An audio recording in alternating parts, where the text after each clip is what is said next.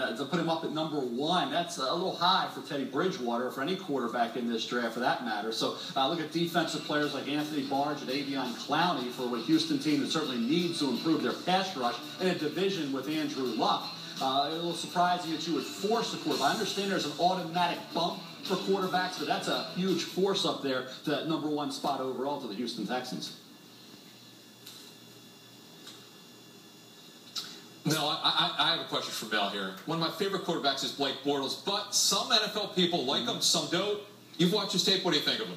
You know, Todd McShay likes a lot more than I do. I say a lot more. He's got him up there, I think, at 3 on the projection to the Oakland Raiders. I look at him more as a late 1, early 2 that could elevate, certainly, during this process. He has the size. He definitely has an NFL arm. What I like about him, guys, is, he went to Penn State, went to Happy Valley. He was about a 6-point underdog, and they pulled that upset early in the year.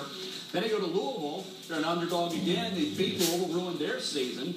They won games. They almost beat South Carolina as an underdog. The Gamecocks, a talent-laden Gamecock football team. So I look at Blake Bortles as a kid. I think the ball placement in some games bothered me just a bit, allowing receivers to maximize that catch and that ability to run after the catch. But certainly he has the talent, and if he's forced up, maybe he does go top 10. But right now I'd say more late 1, early 2. And we have a long way to go, guys, till early May when the NFL draft rolls around.